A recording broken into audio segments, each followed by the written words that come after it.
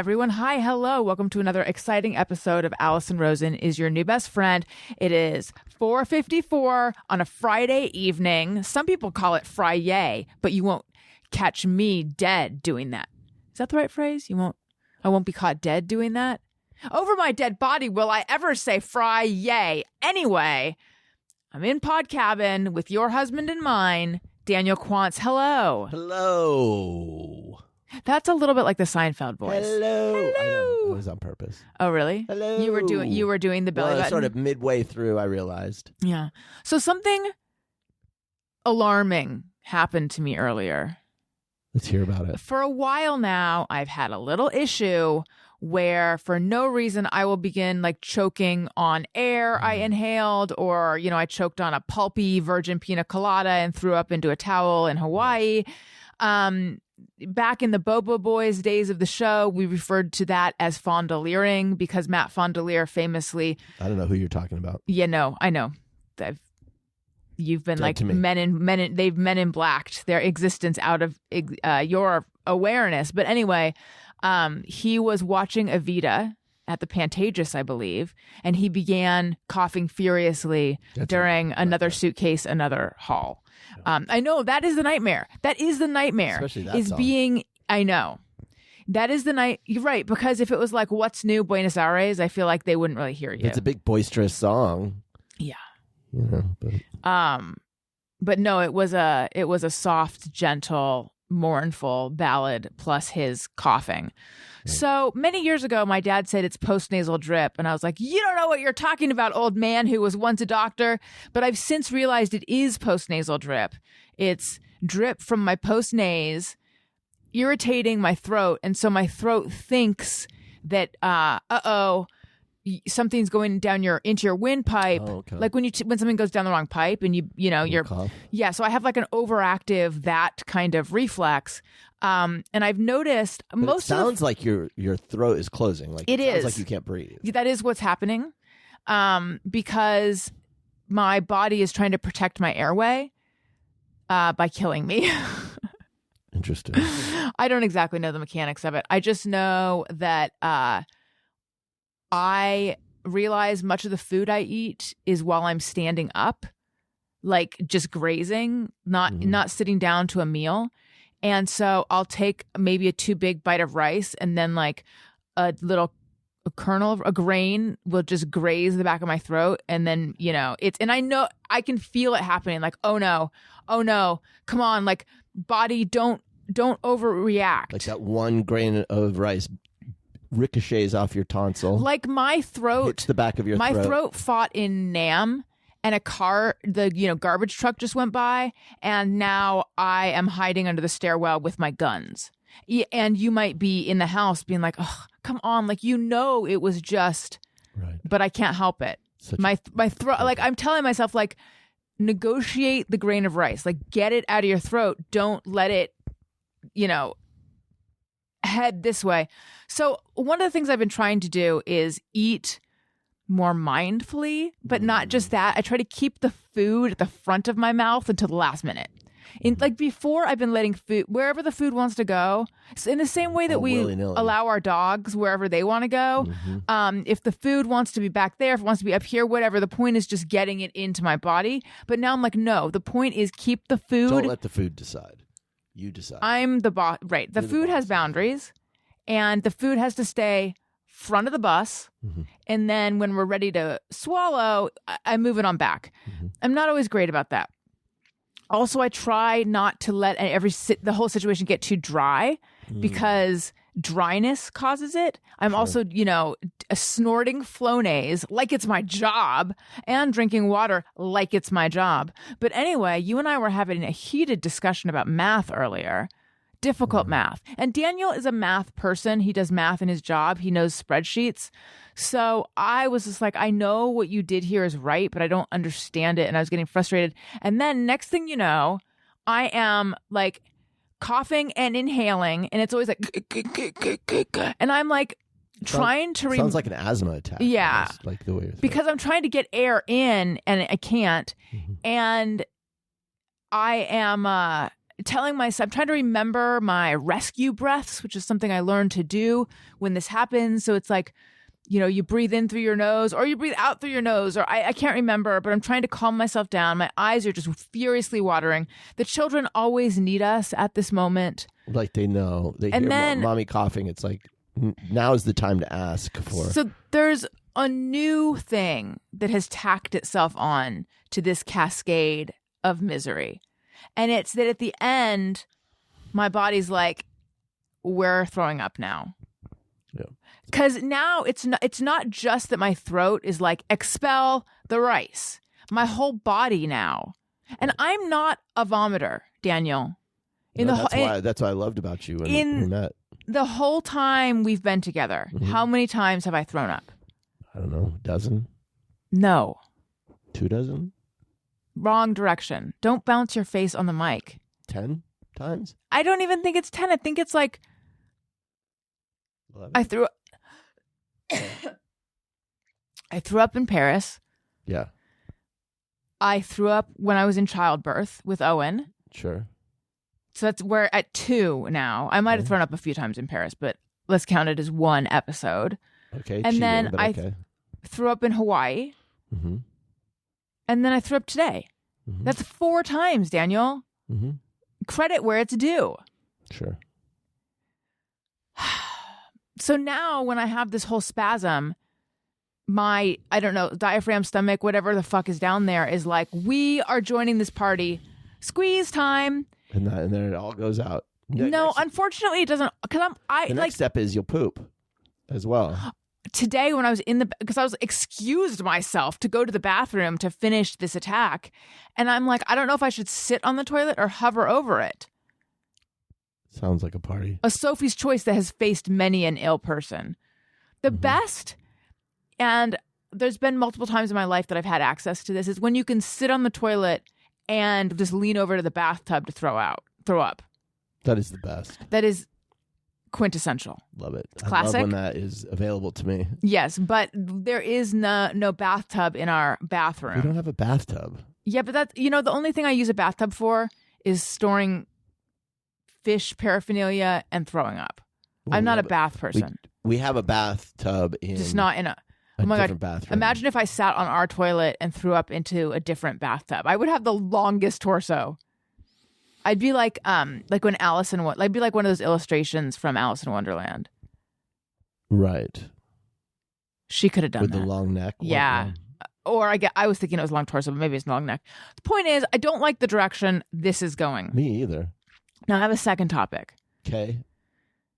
And I feel a little bit like Greg. So, I host a podcast with Greg Fitzsimmons called Childish. I do. Greg loves uncomfortable topics. Yes, he does. Laced with race. Race-laced uncomfortable topics. He loves to drive things in that direction. To cross boundaries. Yes. Some of it's funny. Some of it's like, you're going to get us in trouble. And then some of it, sometimes I'll just say, I don't know what to do with that. And he'll laugh. So I am now taking this in a race direction. And I feel like I'm being like Greg, but I just... This show? Right now? Yeah. Okay. Buckle in. Oh my God, we're going to talk about race? Yeah. What is the deal? No, just kidding. Okay, so I go to physical therapy, as you know. I go on Wednesdays and Fridays. Yes.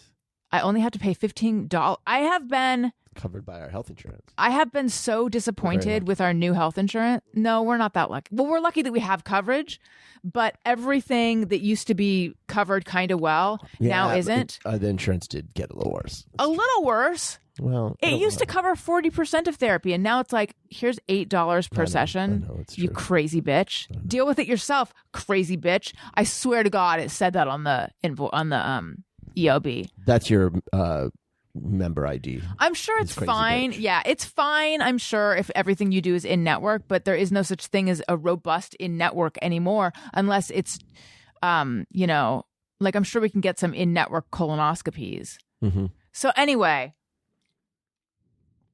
what was I saying? I wasn't paying attention. Oh yes, thankfully this shitty insurance of ours that we're grateful to have does cover a lot of physical therapy. Yes. I wish they offered other things at my physical therapy appointment. like mental therapy. So anyway, I go on Wednesdays and I go on Fridays, and I have one therapist on Wednesdays and one therapist on Fridays. And the Friday one is kind of new, and she's Asian. I don't know what kind of Asian, but she is Asian. Here we go, everybody. Buckle up. The Wednesday one told me that her brother works there as well. Would you want to know the whole story? I'll tell you the whole story. Okay, I'll back up. Do I? Yeah, you might. So the first session I had with this woman on a Friday, she was great. Okay. And I'm in the Asian woman. I'm in the midst of this like estate bullshit, and I just had this pounding stress, tension, headache. I hate who I sound. I sound like someone. I'm not a person who gets those, but I was just like, and they're always like, "How are you doing?" And I'm like, "I'm tight," and I'm stressed, and just kind of like, trying to let the stress like melt off of me. But that was it. We had a really good session. And then afterwards, her next client came in and he said to her, "How are you doing?" And she said, "Not good. My dog died this morning." Oh. And I was like, "Oh my God. I didn't even say, how are you?" You were so selfish. You didn't ask her about her dog. Well, I didn't know she had a dog, but I didn't. The point is, I was so like focused on myself that I didn't even stop to like give her an opening. How many guess. times had you met with her before? That was my first time meeting her. So that's not. I know, but still. So I feel like I have a friendship now with the Wednesday one. We talk about dancing with. Yeah, we talk about Dancing with the Stars. And what's her race? White. I see how it is. So she went to a Christian university. Right. And she went to see Chris Brown perform. So I was like, she's as Christian as they come. But it turns out she's half Jewish. Oh, okay. So I was like, you just stay with your own tribe. There's an affinity. Very racist. No, I was really surprised. Yeah. I was surprised with the Christian university sports medicine, Chris Brown of it all. Oh my God, she's half Jewish. So, but not religious. Dad half? It's the dad half. Yeah. But still. So she's not Jewish. She identifies as half Jewish. I'm full Jewish and I barely identify as Jewish. Okay. So this has been different since 9/11. But 9/11? It's been different since 10/7. It's too many dates. So the point is, I was talking to her. And I said, I felt so bad because I didn't even ask her how I feel so bad for her. And then she said, I guess I said, "Did you know that her dog died?" And she's like, "Yes, because," I know what she said. She said, "You know what? Maybe it was good that you had like given her, distraction. Mm-hmm. Yeah. Because her brother, this is where it gets racist. It's heading into, it's a segue to the racism. Yes, go ahead. So her brother, she's like, her brother works here too. Mm-hmm. And I said to him, "How are you doing?" When he came in, he said, "Not good. My dog died." It was their family dog. Mm-hmm. And then she asked him if he could help her with something. And then she's like, "Or I shouldn't even be asking you to do extra things today." And then he said, "No, it's good. It's good for me to get my mind off of it." That is so racist. Hang on. Okay, sorry. So today, we've since talked about her dog and the bands that she's into and lots of stuff, okay? Like we're like that emoji of the two ladies dancing. You're making up for it. Yeah. So at the end, like the last 10 to 15 minutes, an aide, not a physical therapist, helps you do the last bit of exercises. Okay. There's two men who work there who are aides, and they're both Asian. So her name starts with a J. So the guy today, her name starts with a J. His name starts with a J. They look very similar. And I really wanted to ask, is this your brother? But I cannot, because then it's like, because I feel like that's suggesting all Asian people look alike. But if you know her brother works there, I don't think it's still uncomfortable, don't you think? But here's the thing. There's two Asian guys that work there, and I only suspect one is her brother. So therefore, I'm being discerning. I'm worried it would come off as racist. Well, I get that. I don't know if this situation is one more an example of you being racist. No, it's not. It's not an example of me being racist. It's an example of me unable to ask a question for fear of coming across as racist. No, you just don't want the world to hear your racist thought. one more thing while we're talking about racism and Asian people. We just went through a round of interviewing babysitters. We did. And a few months ago. Time is elastic. That's okay. I had multiple conversations with caregivers on the phone. Oh, caregivers. That's what they like to call themselves. The PC term for it now? No, but... Okay. Woke Why? police. What do you call them? Nannies or babysitters? They call themselves caregivers. But there is a new... Listen to me. There's a new title. Okay. That has entered the chat. It's family assistant. No. That's a different thing. A family assistant. This is why the Democrats. Family assistant is slightly different. And I was like, maybe that's what we need. I'm hiring a family assistant. I want someone managing my calendar. I want someone calling to find out if we can get Elliot signed up for fucking music lessons. I'm the family assistant. I know, but that's what I'm saying. But I think that many of the people, I think many of the people that we had talked to would have done that if we wanted them to. If you're doing that shit, then fine, call yourself a family assistant. But if you are taking care of the kids and you're a nanny, okay, why do you have to change words that have meanings? What's wrong with that? In my day, we knew what a woman was. I'm not saying that. I'm saying sounds like it. I'm saying there's a lot of yes, I know. No, it is two different jobs. If you're just taking care of the kids.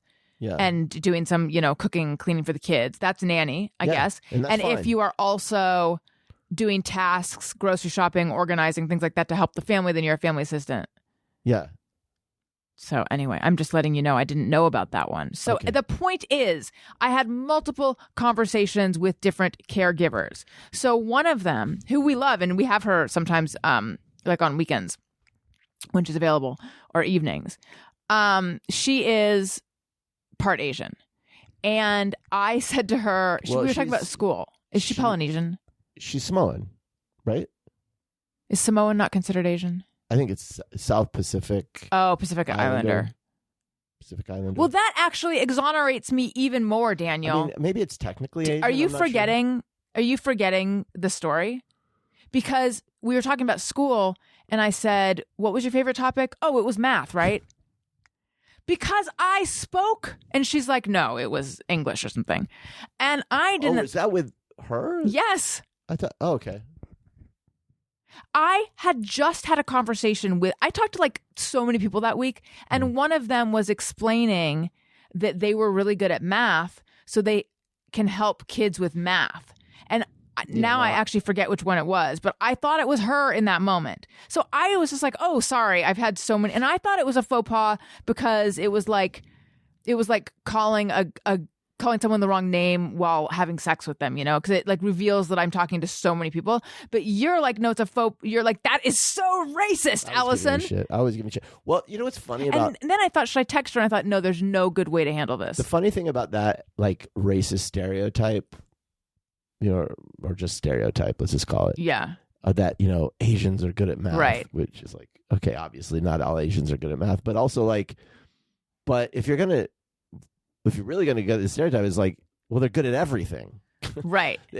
I mean, like, sure, the Asians that are populating the fucking Ivy League schools and the UC schools and all of that you're deriving that stereotype from, they're not just good at math. Right.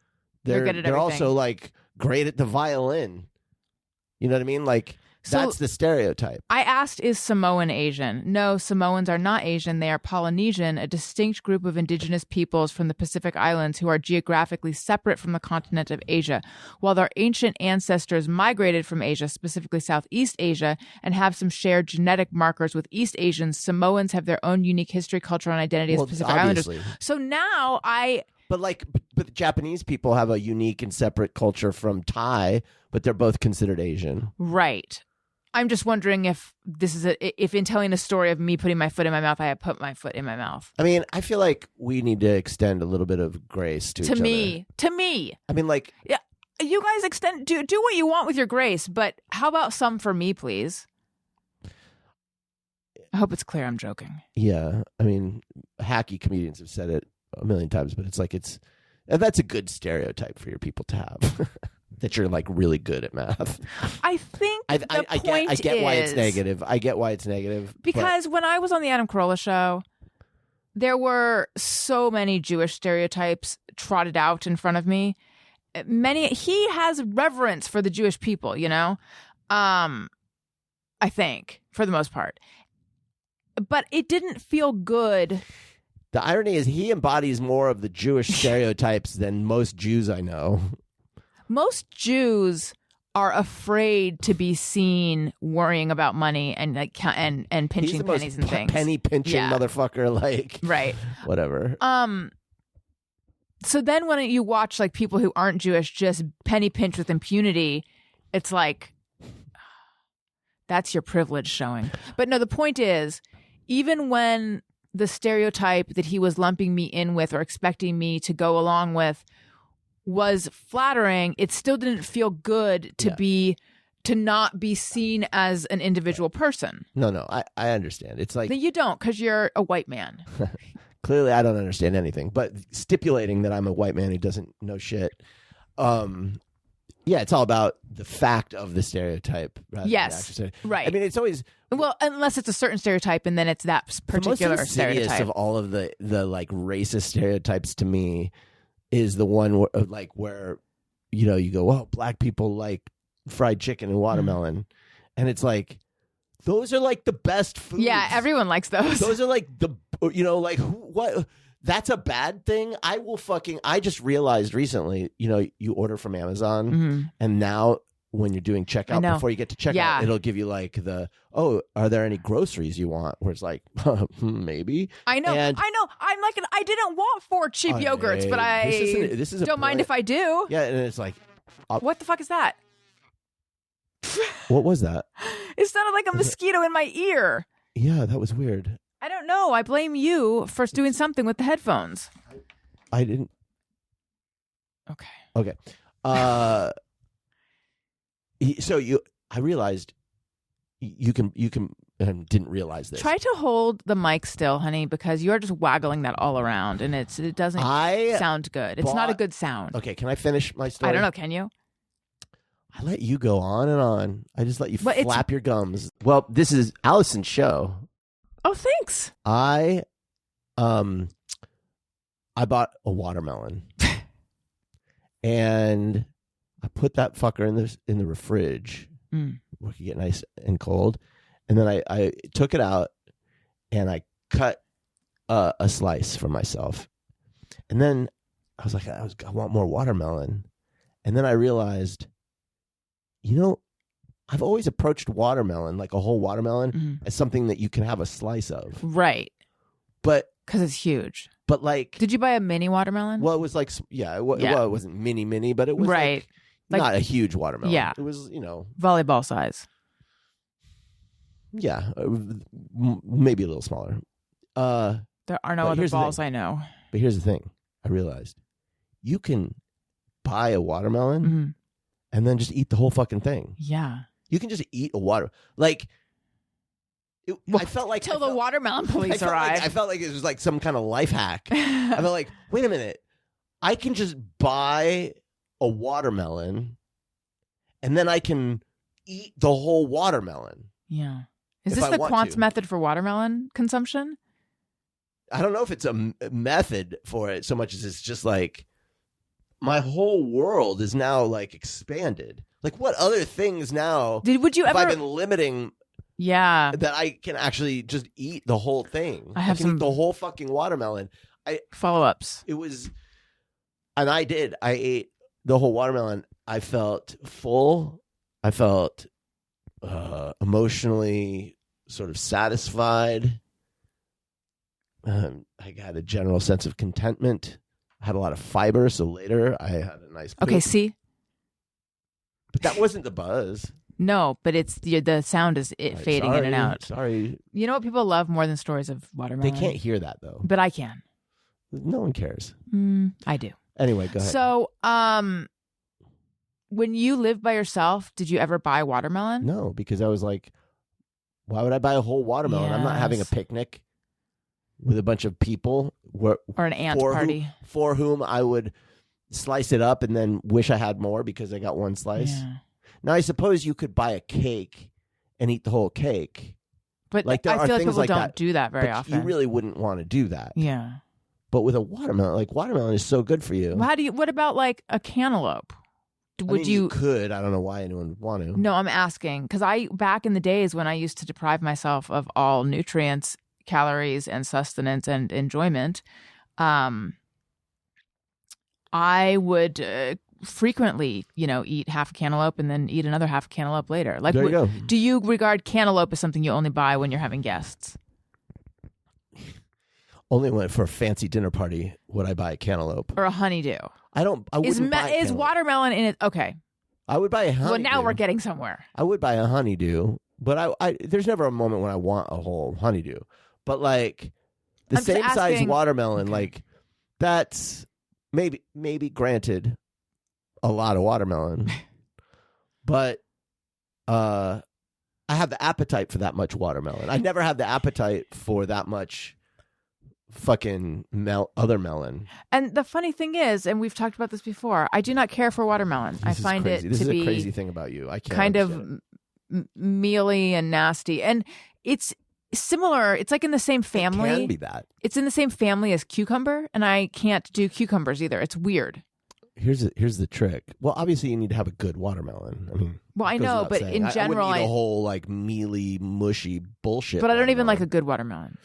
Well, that's crazy. I just But, don't like, need it. I don't if you want put it. that fucker in the fridge, Okay. then it gets crisp and it has a little bit of that crisp, sweet crunch. You know what? You said something recently that I appreciated.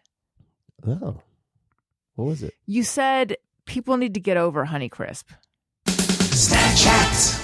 Honeycrisp? Yeah. What's that? The apple. Oh. Oh, so, by the way, Tony, if you're listening, which I know you are, Tony is a big fan of putting a Honeycrisp in a freezer. So we're kind of In the freezer? yeah, we're kind of insulting him right now. Sorry, Apple Tony. from the freezer?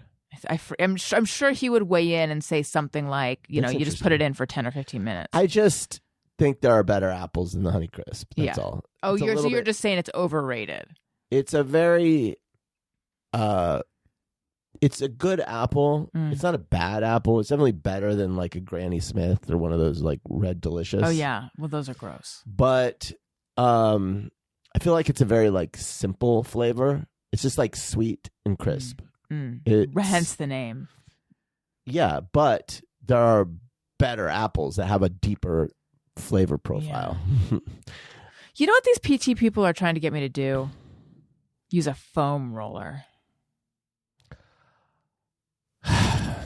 I know. That's how I Do feel you about have it. knots in your muscles? Like, why do you need a foam roller? Yeah, because I have. I mean, you should do whatever they tell you to do because they all have like degrees in fucking sports medicine Right. or whatever. But like, I don't know. For me, it's like, I think the foam roller is a bit of a Gimmick? It's just a bit overrated. I don't know. Yeah. I don't know. That They it's showed that me important. specific foam roller things you can do. And I don't want to do them. I find the foam roller to be uncomfortable and annoying. Did you have another topic? Let's see. Let me look at my list. Do you want to talk about Taylor Swift? Physical therapy. Throwing up. I'm just kidding. I don't actually have a list, guys. Do you want to talk about Taylor Swift? I'm finding myself really shifting my feelings about Taylor, and I'm sorry to all the Swifties out there because it's been a nice ride. Is this where on you the get Swiftie off? train? You I'm know, really- apparently, because you talked about it a little bit on the last episode, and people let me know you're not alone in. Could you not bounce the mic on your lips? This is what a microphone holder is for. You have okay. You're right. I have a boom. You have an adjustable mic stand, and I don't. My seat sinks down. I feel like I'm a 6-year-old. Like, hi, Daddy. You remember Lily Tomlin in the big chair. Yeah, like I just feel like, and so I have a stationary mic stand here that I have to like lean forward. All right. Well, you should use Tony's, but not right now. So here, now and it's so uncomfortable to sit. I like don't this. want you to be uncomfortable. No, fine. Okay. What? What were we talking about? God damn it. We're talking about Taylor. People wrote in to let us know that you're not the only one feeling this. They aren't, but they've noticed this in the fan community. There's a lot of that. But like, I am betrothed to a Taylor hater at this point. You become a hater. I am not a hater. Okay. I am not. I have voiced my opinion about the one song which I find to be in poor taste. Wood, which I find to be, it's just cringe. Like, and I know she's always kind of cringe. Yeah. Like, there's something about her that's just like, yeah, she's cringe. But this is different. I just was like, you're like, get his dong out of my face. I'm embarrassed for her writing that song. Honestly, like that's what it is. It's like other people. I've come across people who articulated it like it's like someone who just like had sex for the first time. Talking about sex. Like it's a little bit like really. But whatever. She's hypnotized by his dong. Great. But putting that aside, like just I am really put off by the fact that she's. So I looked into a couple of things. There's a couple tracks on the song, or a couple of tracks on the album that are like diss tracks, kind of. Like there's one that is Charlie XCX. What's the name of that song? It's Romantic, actually, or whatever. Actually romantic. And then there's one that's Olivia Rodrigo, which is Father Figure. Mm-hmm. Oh, I didn't realize that. I didn't even know what I was listening to. And I kind of looked into those because I was like, what's the deal with this? And it really was like, not like, I don't know. So the Charlie XCX put out a song called Sympathy's a Knife, I think is the name of the song. And the lyrics of the song are basically like, she's saying like, I'll never be like you, but it's not like I will never be like you. It's like it's clearly from the perspective of someone who's insecure. Like who Charlie XCX is. She's basically saying, the song is basically her saying like, you intimidate me, essentially. And like it's about Taylor? Yeah. It's like, because I think Charlie is married to or dating the drummer from the 1979, which was, Matty Healy's band. And so, like, the song is really like Charlie, clearly even, like, not even like, it's clearly Charlie, like, talking about how intimidated she is by Taylor. Like, just how she can't measure up. Like, in her own mind, she compares herself to Taylor. What sympathy is a knife? I'm reading the lyrics now. What do you mean? Oh, I don't know. I don't know the meaning. Oh, it says, because I couldn't even be her if I tried. I'm opposite. I'm on the other side. I feel all these feelings I can't control. Oh no, don't know why. All this sympathy is just a knife. Why I can't even grit my teeth and lie. I feel like someone is showing sympathy for her, I guess. So anyway,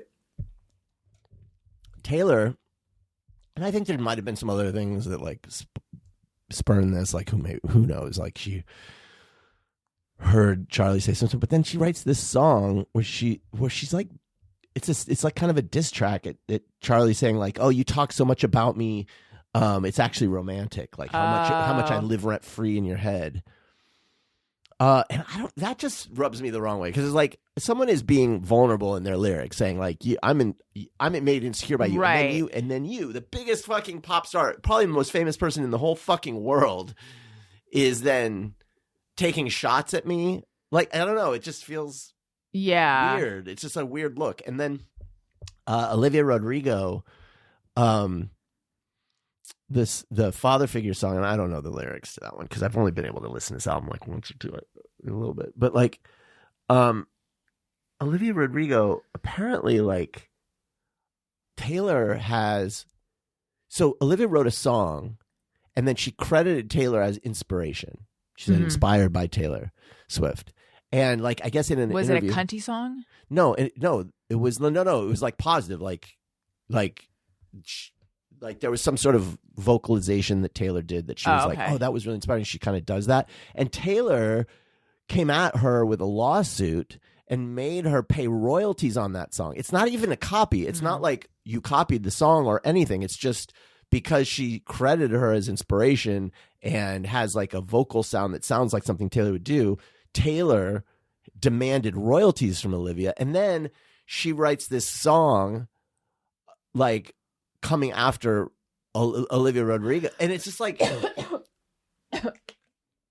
I don't know. Like I feel like I can't be on board with this person anymore. Wow. By the way, it's starting to happen in my throat. Hang on.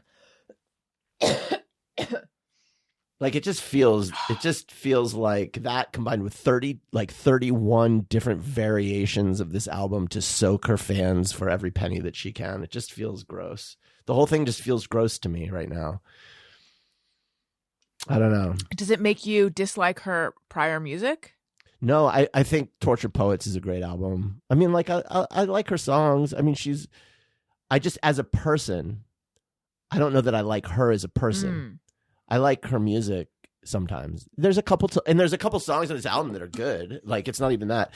Although I think the first track is like almost like a copy of the Jonas Brothers. That's the other thing. Like she's making Olivia Rodrigo pay royalties for saying it's inspired by, but it's like you can listen to, when I first went through her albums and was listening, you can hear in her albums the moment she started listening to Lana Del Rey. You can hear it. She fully like copies her style. Like, and there's other influences where you go, oh, I can tell exactly who she was listening to at every point. So for her to then turn around and sue someone who clearly settled because she didn't have the money for her own lawyers to go, I don't know. It's like, it's fucking gross. Yeah. Okay, so let me just lay out for you your argument against Taylor. Wood is cringe. She soaks her fans. I don't share the same values as Taylor. I just want to make sure I got it all. She wrote a diss track about Charlie. Down. She punched down with Charlie XCX and she sued Olivia. Wait, is Olivia Rodrigo? Does Olivia Rodrigo, is there a song about her? Or yeah, I think she punches down and who knows? Is there a song about Olivia Rodrigo, though? Yeah, Father Figure. Which, by the way, itself is a reference to a George Michael song. Oh, I was thinking Madonna, but you're right, George Michael. Okay. So Father Figure is about Olivia Rodrigo. Apparently. And but look, she I'm sued sure there's her more or something. to all of this. Right. And someone's going to be like, but you don't understand. I don't know. And if I get it, if I'm wrong about it, fine. But it's just, right now, I'm just. So now you're just like, who is Tay? And look, I've been happy for her and Travis, and I think maybe this is a more interesting conversation than my opinion about all that. So we'll just put a period at the end of the previous sentence and move on. I think that Travis is making her stupid. Like I think that she's like it's stupid. Probably better for her. Well, not stupid, but like I think it's better for her to be with someone who's not going to be jealous or whatever, you know. But I don't know that it's good to be with someone who's not also an artist, or at least have like. I don't know if she can I don't know if there's a person like that. I don't know if there's that person who. There's probably not the male right. Taylor So it's Swift. like, so for her personally, Travis is probably the right choice, but not for her artistically, because she's not going to be challenged by this dipshit. Right. I mean, he's like a fucking dumb jock. And I think that it's going to like dumb her down unless she has other people who are challenging her. And that's about as much as I can care about any of this. Well, it seems like you care a lot. I am interested in it because I decided to become interested in it. Right. But then when I start talking about it, I hear myself talk about it and I get bored.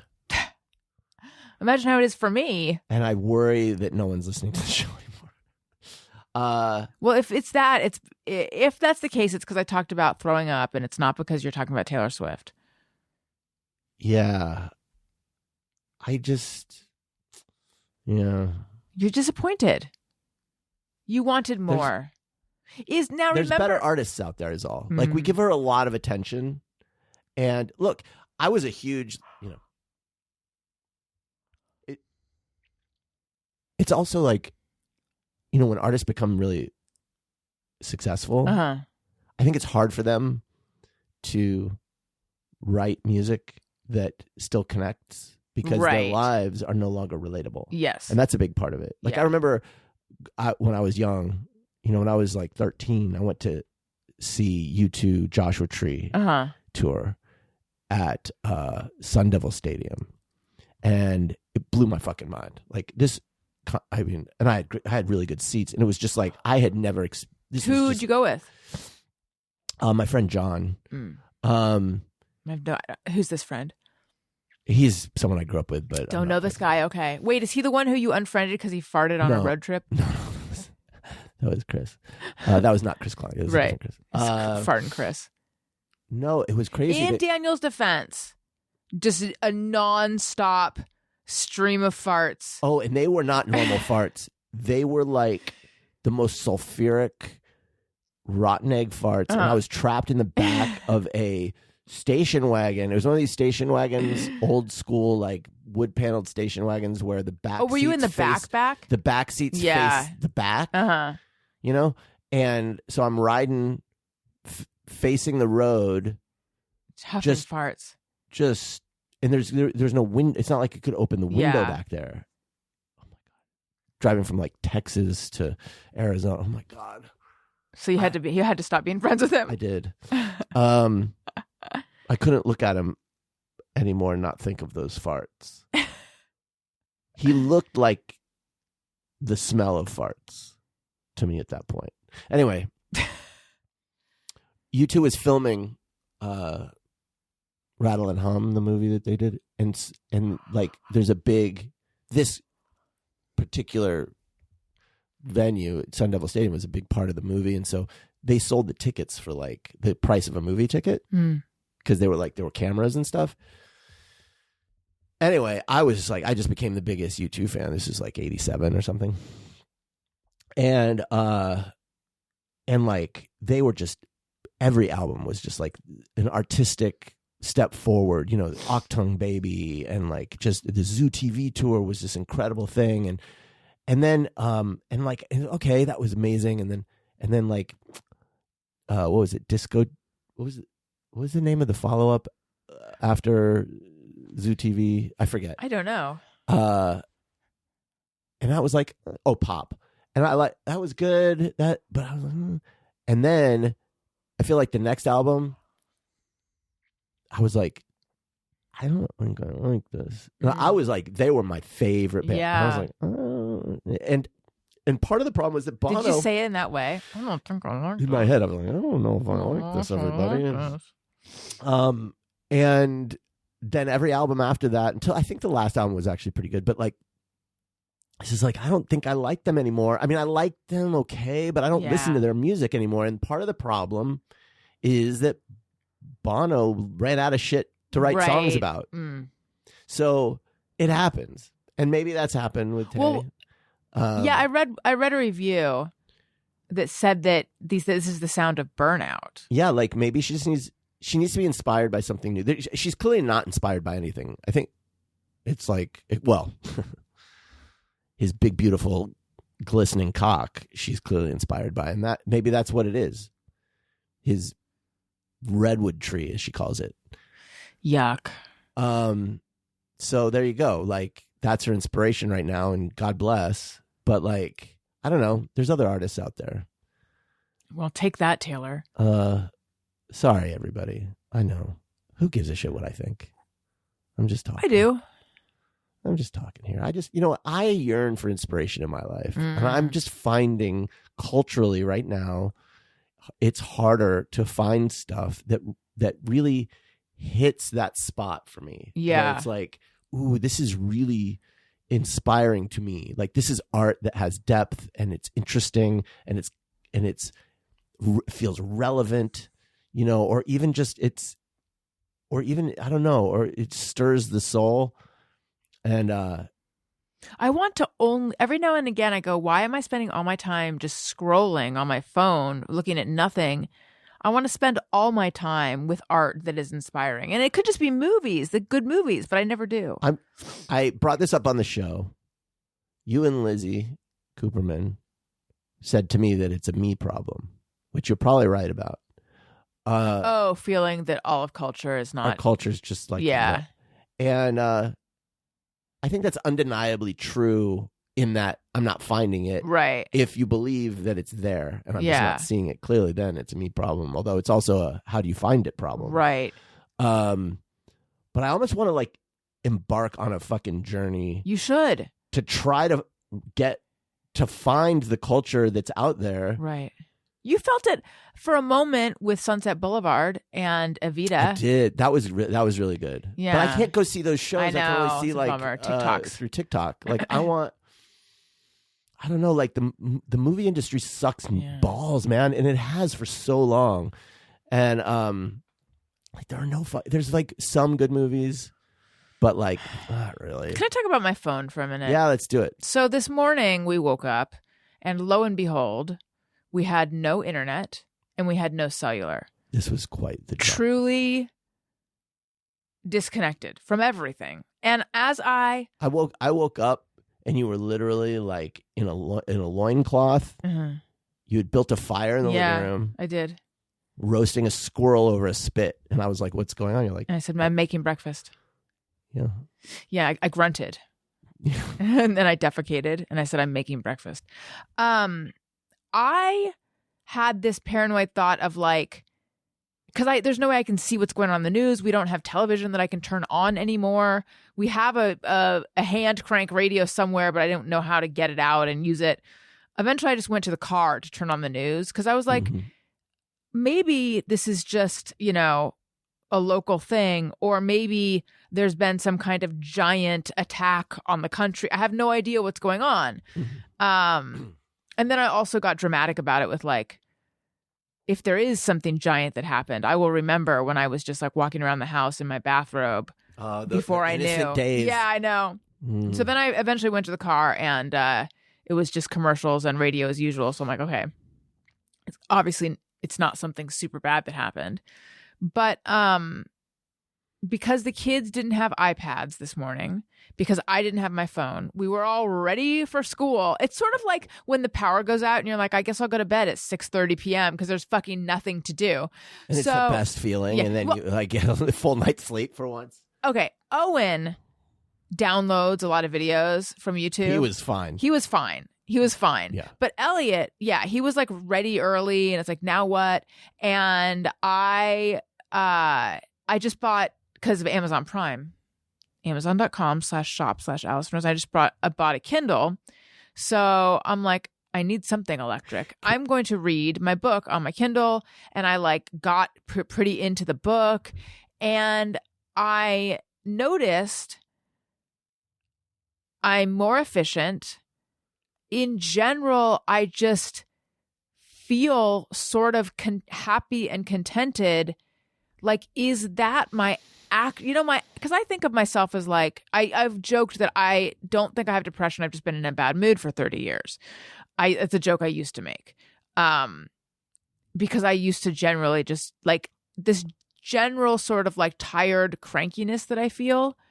What if that's not who I really am? What if that's a product of my phone? Hang on, I'm still talking.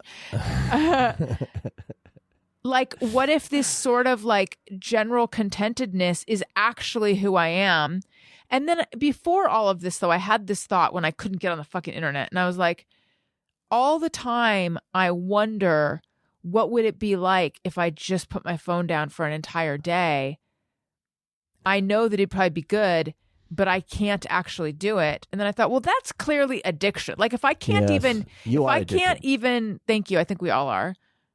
You think it's maybe more so me? I think you are. Like, if I can't even put it down for one day, that is fucking addiction. I think we are all addicted. Yeah, and me a little more. Some I think more than others. I think it affects your life in a negative way more. It's more apparent to me how big, but I'm sure if I were on the outside and I looked at me, you could make the same. But like, I feel like you're often. I was so free for those hours we didn't have it. I was like, it's often hard to get your attention or connect with you or to have sustained conversations with you because you will be on your phone. But that's pretty awful. But I do think that it's true that these things are a big reason why, like, I'm not as happy for me as I know, because I'll be like so agitated, and I'll be like, I have no reason to be agitated. Right. Nothing happened in your four walls. Right. But it's like, no, I was just reading the latest, whatever stupid fucking news. And we were talking about this before, but it's like, I think, a few days ago, I had this thought that I think has been really helpful that I'm thinking that I think is related, which is like, I was just feeling like I read something. It's like, and then I this thought came in, and it's that is not your fight. That's the thought. Yeah. That is not your fight. And like, I was thinking about that. That is not your fight. And if I apply that to all these things that bother you, like, hey, global warming, right?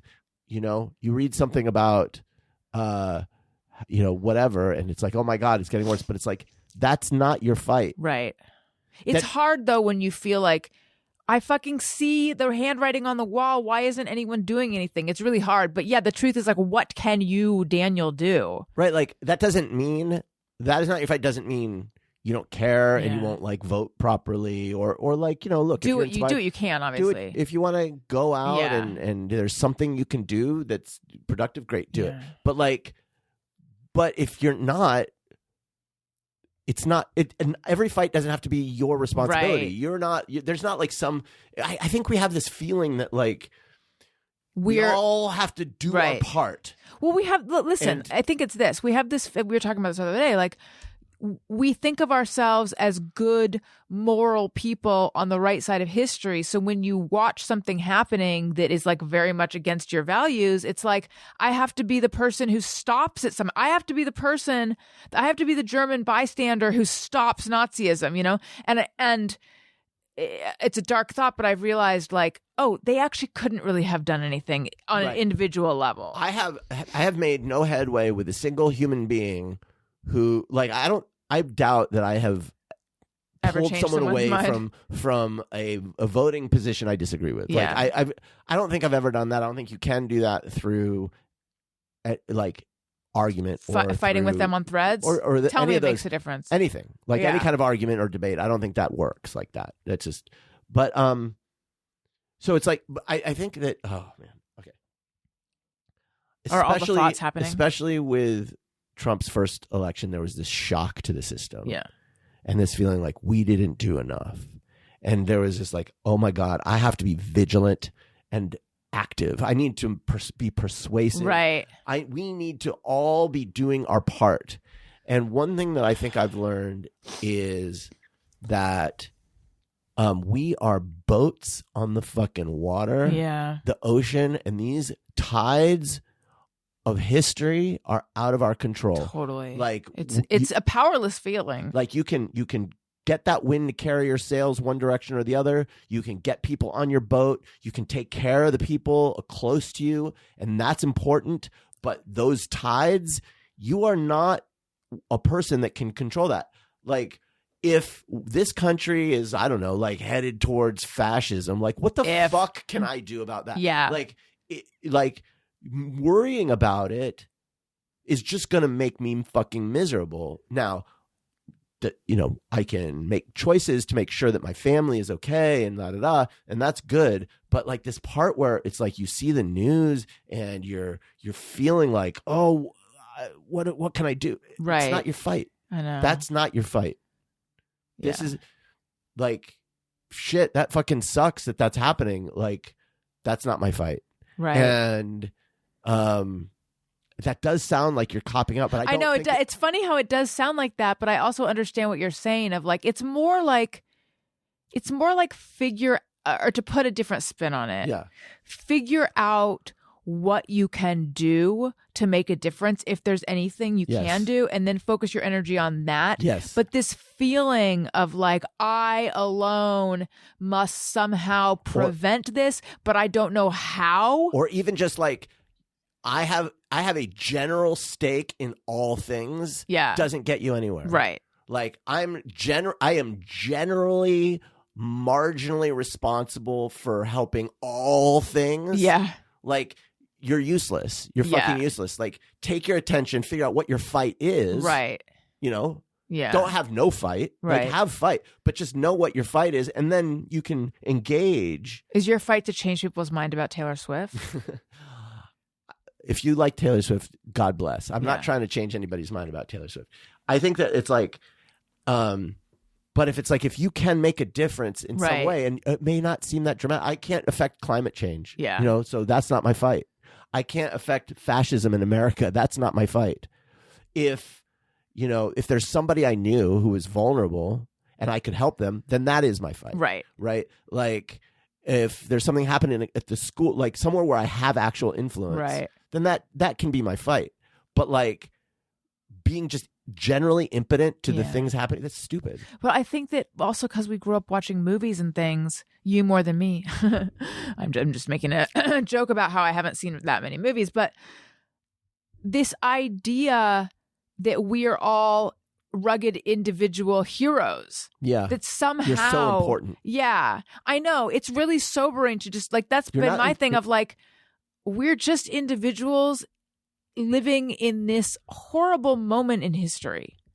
And I know, I also feel like it sounds like we are absolving ourselves of responsibility. And that's not what I'm saying. What I'm saying is I literally don't know what we can do. Right. And even like on a cultural level, like I was just thinking, you know, I love the movie Dead Poets Society, big Peter Weir fan, but there's that line. Have you seen it? I've seen parts of it. No, not the whole thing. So there's this great scene where they're all like, all the boys are looking at these photographs of students that had attended that school in the past, you know, and they're all old black and white photos. And the idea is they're all dead now. I mean, these are, you know, and so they're all looking at the pictures, and that's where the Carpe Diem line is. You know, he's like, you know, they're whispering to you, Carpe Diem, Carpe Diem. And I don't know if it's in that scene or if it's another scene. In my mind, it's that scene where he's like, you all, like, life is a symphony and you have the chance to contribute a verse to that symphony. So there's this, yes, you know, there's that, like, I'm going to contribute a verse to the symphony that is the culture of our people and da-da-da. And it's like, that feels great, makes for a great movie. It's complete fucking bullshit. Because, first of all, it's all contingent. It's all just random shit that has happened. Right. Like, this is... But that's a good, like, when you're 18, that sounds good. Well, yes. And or 16 or 15 very or whatever. Romantic. Yeah. It's extremely romantic, and that's great. But it is, like, the things that happen are just random atoms bouncing off each other. There isn't a grand narrative other than what we decide to ascribe to it, right? To the extent that you can contribute a verse, it's like, it's going to be a small verse that maybe a certain number of people, maybe you're lucky enough, or the patroons like my verse. Maybe the light of history will shine upon you. You will be that person that is, your verse is going to be heard by everybody. You're Taylor Swift. Mm-hmm. But the chances are you're not. And your verse is going to be heard by your community or your family. And I think that, like, growing up, there was a feeling like that wasn't enough. Yeah. And maybe this is a me thing, but it was no, just it's like, not. Well, it's a me thing too. But like, that also makes you feel like you have this oversized sense of importance, like responsibility. Like, it's not just, oh, I want to be, like, you know, culturally doing things that are, like, known by people and seen. It's also like, holy shit. Yeah, it's an outside sense of your own power. Yeah, like, how am I going to impact the world? And it's like, you're not, dude. You're not. Like, just help the people in your life. Be a good dad. Be a good father. Be a good neighbor. Husband. Good friend. Mm-hmm. You know, like, and that's and maybe that's enough. I know. Yeah. Is it enough to you, do you think? Of course. Because I'd wrestle with that. Has it sunk in? I guess. As being Have enough? you made I don't peace know. with that? I don't know if it's. I feel like this is a real, like, midlife kind of thing we're talking about. This realization that you get to of, like, all these thoughts I had, grandiose thoughts I had about what my life was going to mean. Like, maybe it isn't going to happen that way, and maybe I have to be content with what I did and what I do. I still plan to be president one day. I find real satisfaction and joy in being able to be present in the lives of the people that I know. but there is this voice that's what I'm contending with. Yeah. That would tell me that's not enough. And it's so funny that this is just me or everyone? Because I have that voice too. Does everyone, or is it because we have, is it us? Right. Is it like our generation? Is it like were we fed this thing? I don't know where it comes from. I don't think people were always like that. Like, I don't think you don't look at American history and see that as a through line. Like, I think it's more of a modern idea. Well, it relates to celebrity culture, I think. But I think you and I both have this thing where we're still trying to prove to the world, no, I'm special. I am special. I don't know if it's complicated. Yeah. I do have that, but on the other hand, like, I feel very weird whenever That's true. Whenever you are special, then you get so uncomfortable. I am so uncomfortable showing people, like, I have this thing of, like, if I'm working on a project and I feel like it's neat, I want to share it with people. And not because it's like an ego thing, but just like, look what I made. Isn't this cool? Like, it's cool to me. Right. And like then the fireplaces that you made, or that costume you're making Elliot right now. Right. I'm making him this crazy Stitch costume where it's like Stitch on a surfboard, and it's like, I'll post pictures of it when it's done. Hopefully it'll turn out well. But like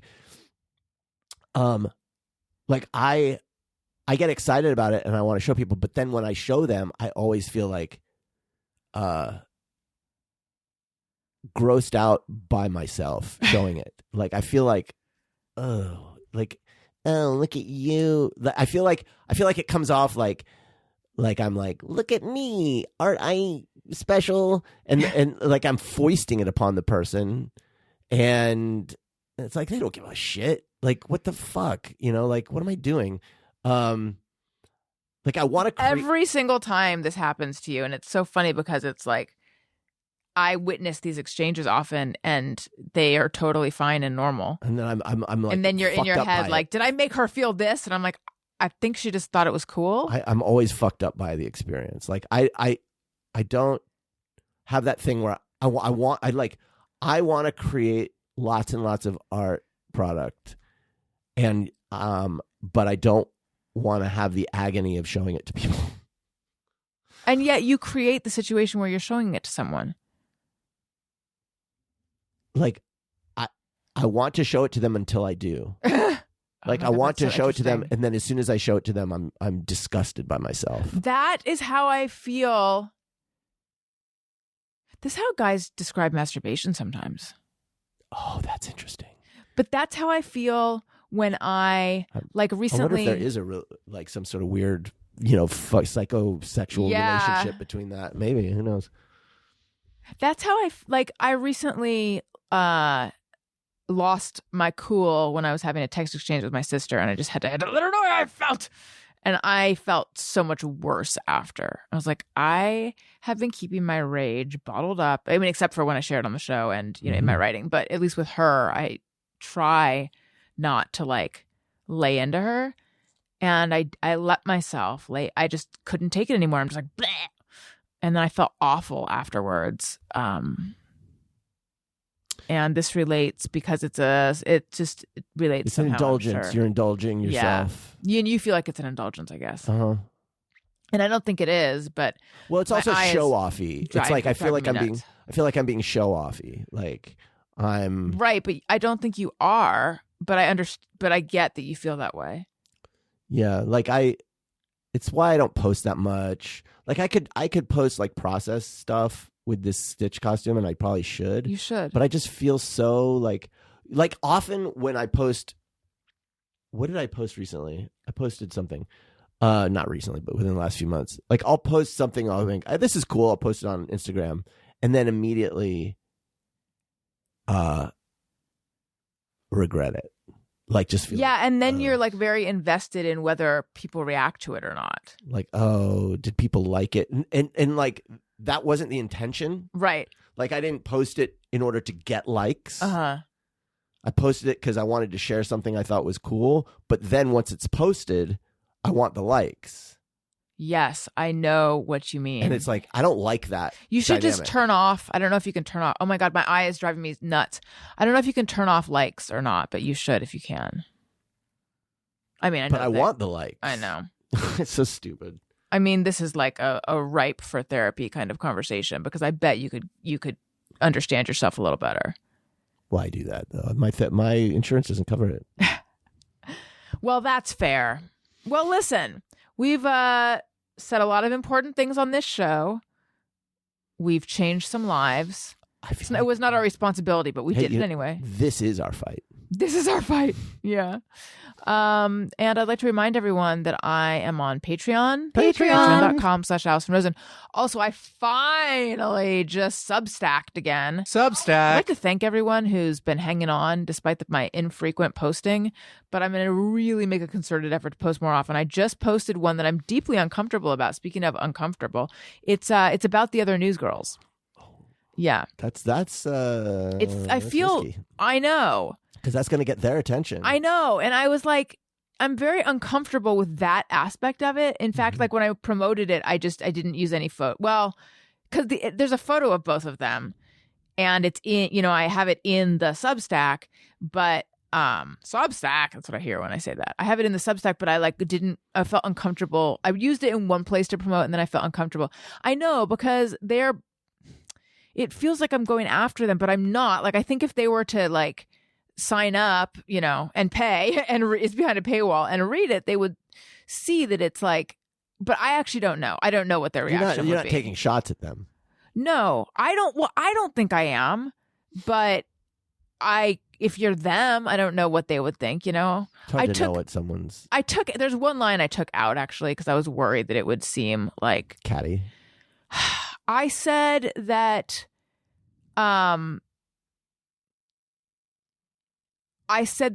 had my own chance to see what it felt like to be yesterday's news (girl) when I was fired.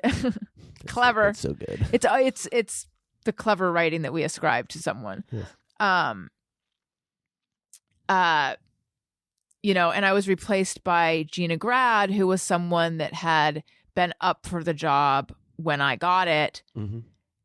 and had always kind of been in the background for the time I had the job. And I took out the part. I just ended the sentence. She was someone who was, also up for the job when I got it, because I wondered if, and was always kind of in the background while I had the job, if that would seem catty. Yeah, I wonder. Yeah, you never know how someone would interpret that. But I also feel like she was campaigning for the job. Okay, I am just being catty. My sense was she was campaigning for the job while I had the job. So she knew Gina knew them from the radio days. So she had friendships and relationships with all of those people. So it was like she was in touch with them to the extent, whatever extent she was campaigning, you don't know. But that was my sense. Yeah, you just don't know. That was my sense. But she had previous relationships. Right, with all of them. Right. And I believe that had I not got the job, she would have gotten it. Like I was essentially told, Right. I was whatever. So I think it was hers till I came. It was hers to lose, and then I came along and she lost it. I think. So that being said, I sort of feel like I took that line out so that it wouldn't seem barbed, but at the same time, I guess I do have a little bit. I have my own feelings about that. Obviously, I just felt like I don't need to be seen as taking a shot at her, unless someone listens to this. I don't know. Obviously, it's complicated. And whether I took shots at them, I don't know. You'll have to go sign up. And just to be clear, you don't think about any of this stuff except for this cynical use of it to write about it in your Substack to get people to read it. It's not like you're sitting around obsessing about your days at the Adam Carolla show. It sounds like you are. So this is an interesting thing. I was going to do my Substack about finding out I was Jewish. That's what I was writing about. Mm-hmm. And then I did one about my time on the Adam Carolla show. This is how it works. And my subscriber numbers, and by that I mean paid subscribers, increased by many zeros. This is called audience capture. It increased by many zeros. Like we're talking about like suddenly I was able to make a lot of money on Substack, whereas I'd made a pittance before. It went from, this is what the people want. It went from like, so you're just giving the people what they want. It was wild. And I was like, oh my God. Like clearly there's people who like me, appreciate my writing, and are interested in the story of my dad hiding my identity from me. You know, people, this is like sort of interesting. I've got some, you know, some of them went to college with me, like, but this seems to be what people really want to read about. And then every time I would write about it, it would increase.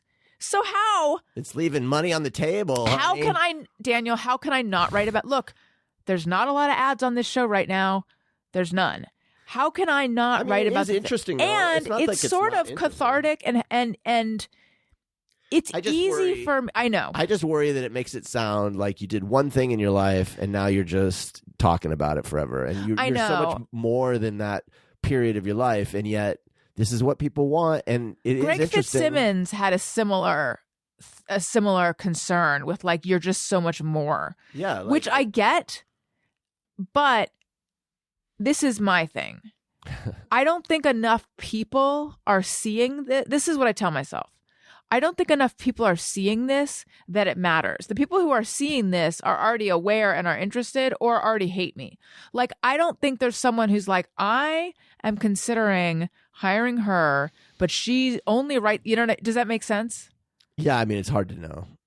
I am selling out, but I'm a writer and it's my story to tell. I go back and forth. Like, yes, it is total. It is out. I think you're. I'm allowing other people to dictate what I'm writing about, but at the same time, it is my story. It's my experience. And there's something interesting for me about writing about it. And because I was so afraid of being seen as someone who was still stuck on it, I really tried to avoid talking about it for so long. So it's like, it's bottled up. Well, it's just more like I never talked about it at the time. But I get what you're saying. I just don't know that it matters. I don't know that I care. Or I don't know that I should care. I don't know that it matters either. I just, yeah, it's fine. No, it's a legitimate concern, just not enough to. I would like you to find that other thing that also gets people to want to subscribe, though. What is that? I don't know. What is it? I don't know. Gotta figure it out. Listeners, this is what I think. You tell Alison what you want to hear her talk about. Let's say Nancy McKeon from Facts of Life had a Substack. Mm-hmm. And let's say she was writing about whatever she's doing now. Mm-hmm. Rizzoli and Isles, which is not what she's doing, but let's just say she was. Some people would be into it. Mm-hmm. But let's say she was writing about her experience on Facts of Life. She's going to get a much bigger audience. Yeah. And I understand, like, she's more than Joel Polnicek, but like a lot of people loved that show and especially loved it when I was on it. That was considered like, you know, no one wants to hear Bob Dylan's new stuff. They want to hear the hits. So, yeah. You know, I want to hear the songs I liked when I got to know you, not this new bullshit. Right. Like Travis Kelce's brother. I have no idea. The better brother. Yeah. Jason Kelce. Do you want to hear him write about recipes, or do you want to hear him write about the podcast he's doing with Travis and his, you know, run-ins with Taylor? Neither. I want to hear him talk about playing for the Eagles. You get what I'm saying. Mm-hmm. And I get what you're saying. Cool. So I just don't think there's a big enough spotlight on my little Substack that it matters, is what I have to say about that. All right. Well, listen, that was a detour. I would like to thank everyone. But if you'd like to subscribe, AlisonRosen.substack.com. Daniel. Yeah. Thank you. You're Listeners, welcome. thank you for listening. I love you. You matter. Goodbye. Hey, do you know about the Alison Rosen Show?